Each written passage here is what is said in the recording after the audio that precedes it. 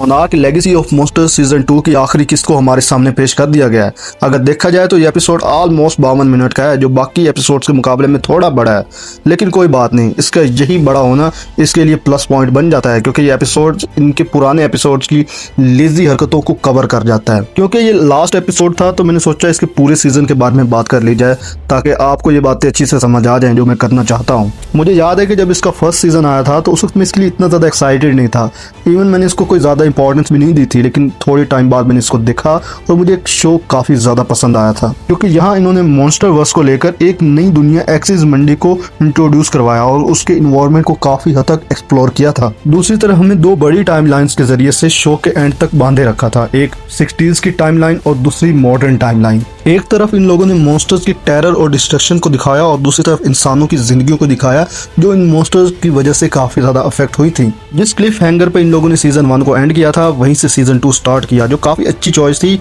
और इस एपिसोड के लिए काफी ज्यादा प्लस पॉइंट भी था। लेकिन उसके बाद जो इन लोगों ने किया है वो काफी ज्यादा अजीब था।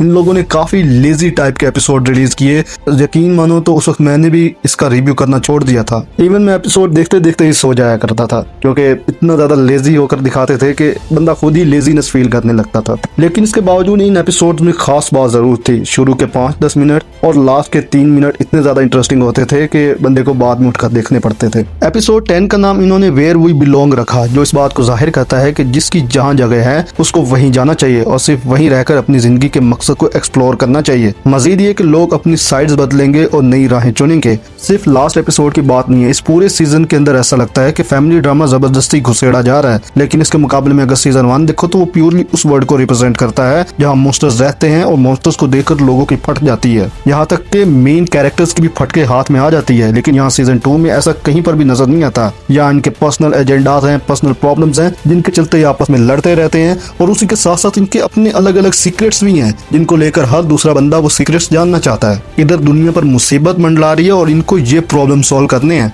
बात यही नहीं रुकती, इससे आगे बढ़ जाती है जब ये टाइटन एक्स को एक थ्रेट की तरह नहीं बल्कि एक इबला नारी बेचारी माँ जैसा रिप्रेजेंट कर देते हैं। अगर तुम एपिसोड 1 को देखो तो ये बात क्लियर कट की गई थी कि टाइटन एक्स एक बड़ा खतरा है, लेकिन फिर उसको इबला नारी और एक एंटी हीरो टाइप का कैरेक्टर बना दिया गया जो सिर्फ ममता के चक्कर में यहाँ दर दर की ठोकरें खा रही है। मजीद ये कि शो की हाइप इस वजह से बनी थी कि गॉडजिला और कॉन्ग मिलकर इस टाइटन के साथ भिड़ेंगे और दोनों की जरूरत पड़ेगी इस टाइटन को रोकने के लिए, और वो पड़नी भी चाहिए थी। लेकिन गॉडजिला को पैसे कम मिल रहे थे, इसलिए उसने सिर्फ 15 मिनट का शूट किया और निकल लिया। दूसरी तरफ कॉन्ग ने भी रोला डाल दिया कि भाई सारी मेहनत हम करें और फीस इंसान लेकर चले जाएं। ऐसा तो नहीं होता। मतलब अगर ओवरऑल सिनेरियो समझो तो इन दोनों को मिलाकर दिखाया ही नहीं गया टाइटन एक्स के खिलाफ लड़ने के लिए। लेकिन यहाँ पर मजबूरी इनकी भी बन जाती है, क्योंकि टाइटन एक्स को भी इन्होंने इतना ज्यादा पावरफुल करके नहीं दिखाया। हाँ, मैं ये कहना चाहूंगा कि गॉडजिला और टाइटन एक्स की लड़ाई तो होती है, लेकिन वो इतनी ज्यादा इम्पैक्टफुल नहीं होती है, जिसके चलते इंसान टाइटन एक्स का बच्चा उठा कर ले जाते हैं और टाइटन एक्स बचता बचाता उसके पीछे निकल पड़ता है। लेकिन यहाँ पर हैरानी वाली बात है कि गॉडजिला वहीं का वहीं खड़ा रहता है, स्कल आइलैंड नहीं जाता है। जैसे कह रहा हो कि भैया मैंने तो इसे अपनी टेरिटरी से निकाल दिया है, अब ये कॉन्ग की टेरिटरी में जा रहा है तो उसकी टेरिटरी है, वो जाने और ये जाने। मतलब इतना आलसी है गॉडजिला। यहाँ इन्होंने ये लड़ाई तो बर्बाद कर ही दी थी, लेकिन कॉन्ग और टाइटन एक्स की लड़ाई को काफी अच्छा टाइम मिला और वहाँ पर इन लोगों ने अच्छे से फैन सर्विस की है, जहाँ पे ये बात समझ में आती है कि सीजन 2 को ये कंक्लूड करना चाहते थे और नहीं चाहते थे कि कोई बंदा इनको गालियां निकाले, तो इन्होंने उस फाइट को काफी अच्छा टाइम दिया है। यहाँ पे मैं ये कहना चाहूंगा कि जो टाइटन एक्स है वो यहाँ पे सिर्फ अपने बच्चे के लिए है और किसी के लिए नहीं। लेकिन इंसानों ने यहाँ पर भी इस बंदे को चैन से नहीं रहने दिया। यहाँ पे समझ में आता है कि इंसानों की उंगली करने वाली आदत कहीं नहीं जाने वाली, हर एक टाइटन को उंगली करेंगे। यहाँ फाइट में एक ऐसा मोमेंट आता है जहाँ ये बात साफ तौर पर नजर आ जाती है कि टाइटन एक्स अपनी मर्जी से नहीं लड़ रहा है, बल्कि उससे ये सब करवाया जा रहा है और ये सब हो रहा था न्यूरल सेंसेस के कंट्रोल होने की वजह से। लेकिन जैसे ही वो अपने अंडे को देखता है उसके बाद उसकी आंखें खुल जाती हैं और वो दोनों लड़ना बंद कर देते हैं। यहाँ पर मुझे कॉन्ग का वो वाला हम्बल बिहेवियर काफी ज्यादा पसंद आया कि वो उसके बाद उससे लड़ता नहीं है, उससे समझ में आ जाता है कि ये बंदा सही है, इसको यहाँ पर जबरदस्ती घसीटा गया। इसके बाद भी इंसान यहाँ पे नहीं रुकते हैं, बल्कि उसको घर तक छोड़ कर आते हैं इस वादे के साथ कि भैया दोबारा इधर का रुख न करना, वहीं पे अपने बच्चे पैदा करो। अगर चाहे Titan X as a villain fail हुआ, लेकिन as a anti hero character वो काफी अच्छे से खुद को साबित कर चुका है। टाइटन एक्स को देखकर लगता था कि भाई ये बंदा शरीफ आदमी है, जबरदस्ती लड़ाई में घसीटा गया, वरना जरूरत नहीं थी, ये बंदा प्यार से मान जाता और पहले 2-4 एपिसोड में ही मामला निपट जाता। लेकिन क्या करें, फिर हमें इंसानों की बकचोदी कैसे देखने को मिलती।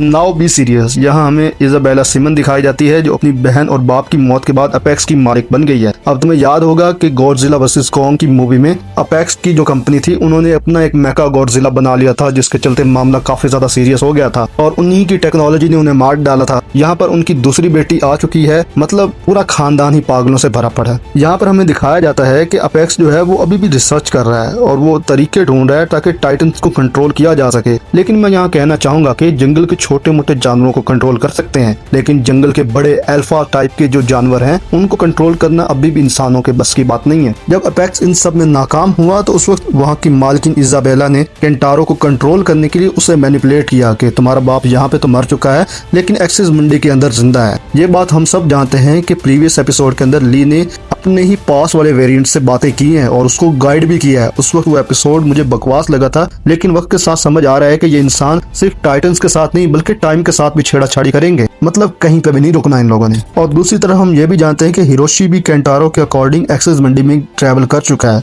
तो मे बी कि ये बंदा बाप के इश्क में टाइम ट्रैवल भी कर जाए। हाँ, मैं एक और बात कहना चाहता हूँ। सीजन 1 में इन्होंने 2 डिफरेंट टाइमलाइंस के थ्रू हमें मॉन्स्टर्स और मोनार्क से मिलवाया था, यानी एक 60s वाली टाइमलाइन और दूसरी मॉडर्न टाइमलाइन। लेकिन यहाँ जो टाइमलाइन इन्होंने पास्ट वाली यूज की है ना, वो काफी ज्यादा अनइफेक्टिव फील होती है, जिसके चलते मुझे इतना ज्यादा मजा नहीं आया वो पास्ट वाली टाइमलाइन देखने का। ऐसा लगता था कि अगर ये टाइमलाइन ना भी होती तो मामला अच्छे से निपटाया जा सकता था। यहाँ at the end monarch Kate, Kiko, May और टिम की एक टीम बना देता है कि तुम लोग मिलकर काम करो और अब तुम लोग ऑफिशियली मोनार्क के मेंबर्स हो। तुम लोगों पर कोई रोक टोक नहीं होगी, कोई भी तुम्हें बंद नहीं करेगा और कोई भी तुम्हारे काम में टांग नहीं अड़ाएगा। उसके बाद एक एंड क्रेडिट सीन आता है जो काफी ज्यादा इम्पैक्टफुल है, जिसमें दिखाया जाता है कि ली थाईलैंड में है, जहाँ एक नए मॉन्स्टर को दिखाया जाता है। इस मॉन्स्टर का नाम रोडान है। इसको सीजन 3 के लिए सेटअप किया गया है यहाँ पर। मतलब ये लोग नहीं रुकने वाले, मतलब पूरे तरीके से तैयार है और मैं देखना चाहता हूँ भाई ये और कितना ज्यादा फैमिली ड्रामा अंदर डालकर मॉन्स्टर्स के नाम पे हमें बेवकूफ बनाएंगे। इसके लास्ट एपिसोड को देखने के बाद जो मोटिवेशन मुझे मिली है वो मोटिवेशन यूज करते हुए मैं नई वीडियो पर काम करना चाहता हूँ। लेकिन तुम्हारे लिए एक काम है जो मैं तुम्हें कह रहा हूँ और तुम्हें करना चाहिए। तुम इस तरह करो, तुम जाओ मेरी वीडियो देखो, इसको